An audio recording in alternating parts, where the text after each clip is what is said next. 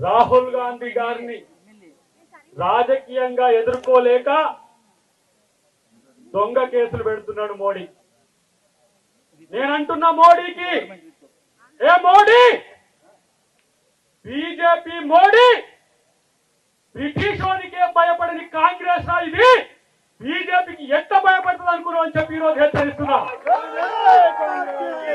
మోడీ, అమిత్ షా ఒక కేడీలు, ఈ దొంగలు ఇవాళ దేశం కొరకు ప్రాణాలు అర్పించిన కుటుంబం మీద కక్ష కట్టిండు దరిద్రులు.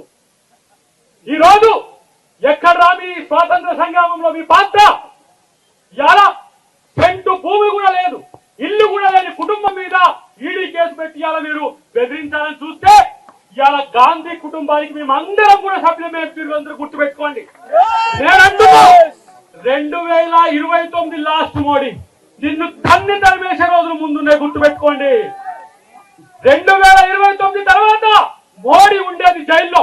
నేను అంటున్నా ఒక మాట, రాఫెల్ డీల్లో నువ్వు అనిల్ అంబానీకి ఇవాళ 45,000 కోట్ల రూపాయల హవాలా చేసినావు. మేము కనుక రేపు అధికారంలోకి వస్తే మేము కేసు పెట్టి నిన్ను జైల్లో పంపలేమా? దొంగతనం చేసింది మీరు, కేడుని మీరు. ఇలా రాహుల్ గాంధీ మీద, అమ్మ సోనియా గాంధీ మీద ఇలా మీరు కుట్రలు పండుతున్నారు. ఒక్క మాట, ఆర్ఎస్ఎస్ ఈ రోజు ఇలాంటి దరిద్రం కొట్టు నాయకులను ఈ దేశానికి ఇచ్చిందా?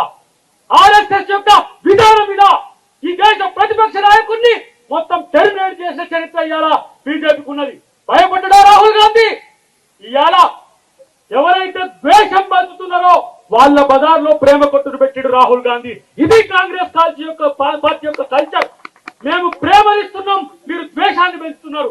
విడగొట్టే మోడీకి తన్ని తరిమి కొట్టే రోజులు మన కాంగ్రెస్ పార్టీ చేస్తుందనే విషయాన్ని గుర్తుపెట్టుకోవాల్సిన అవసరం ఉంది. నేను అంటున్న చివరిగా ఒక్క మాట చెప్తున్నా మిత్రులారా, 45 సంవత్సరాల బీజేపీ, 45 సంవత్సరాల బీజేపీ, ఇలా 145 ఏళ్ల పైచలకు చరిత్ర ఉన్న కాంగ్రెస్ పార్టీ ఈ దేశానికి స్వాతంత్రం తెచ్చినాం రా.